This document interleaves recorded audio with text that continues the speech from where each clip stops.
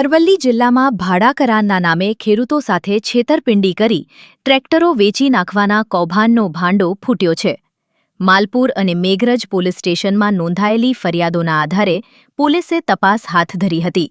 તપાસ દરમિયાન અરવલ્લી જિલ્લા એલસીબી, માલપુર પોલીસ અને મેઘરજ પોલીસની સંયુક્ત ટીમે કાર્યવાહી કરી કુલ 6 આરોપીઓને ઝડપી પાડ્યા છે.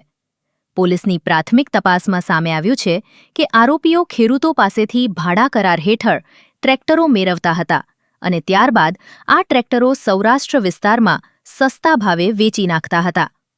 પોલીસે કાર્યવાહી દરમિયાન કુલ 20 ટ્રેક્ટર, 1 જેસીબી મશીન અને 10 ટ્રોલી સહિત 1,21 લાખ રૂપિયાથી વધુનો મુદ્દામાલ કબજે કર્યો છે.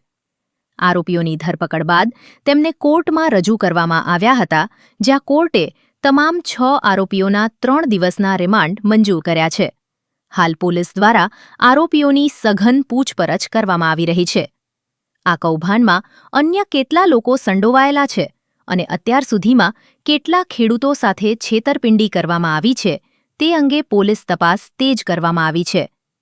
પોલીસ પૂછપરછ દરમિયાન વધુ મહત્વની વિગતો સામે આવે તેવી શક્યતા છે.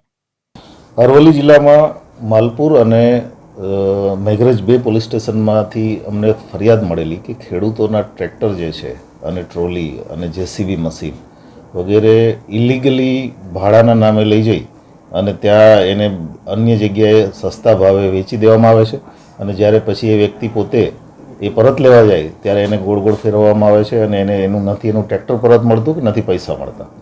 આ પ્રકારની ફરિયાદના આધારે માલપુર અને મેઘરજ બંને પોલીસ સ્ટેશનમાં અમે એફઆઈઆર દાખલ કરેલી. જે તે સમયે અમે એફઆઈઆર દાખલ કરી ત્યારે ટોટલ 40 ટ્રેક્ટરની એફઆઈઆર હતી.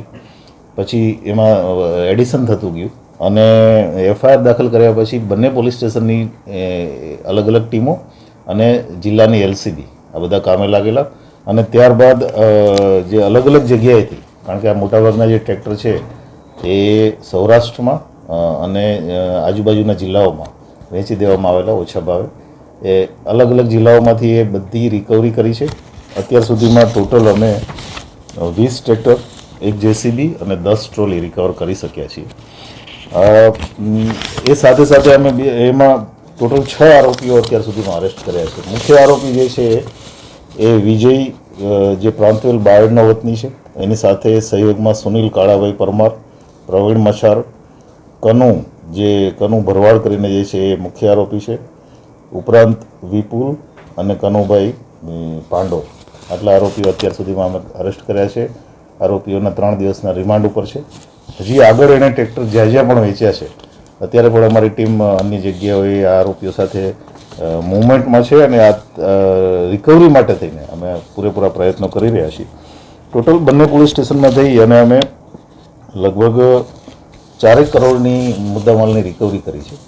અને આપના માધ્યમથી લોકોને પણ અપીલ છે કે આવા પ્રકારના ફ્રોડના ભોગ બનેલા હોય કે ખેડૂતો કે કોઈ પણ લોકો, તો એ તાત્કાલિક પોલીસ સ્ટેશનના નજીકના પોલીસ સ્ટેશનનો સંપર્ક કરે. એક બીજું કે ભવિષ્યમાં ક્યારેય આવી પ્રકારની જે લાલચ આપીને જે ટ્રેક્ટર ભાડે લઈ જાય છે તો એના પ્રોપર ડોક્યુમેન્ટેશન વગર અને પ્રોપર લીગલ કાર્યવાહી વગર એને કોઈને પણ આવી રીતે ટ્રેક્ટરો કે કોઈ પણ સાધન સામગ્રી ભાડે ના આપે. Mitesh Parmar, GM, news Aravalli.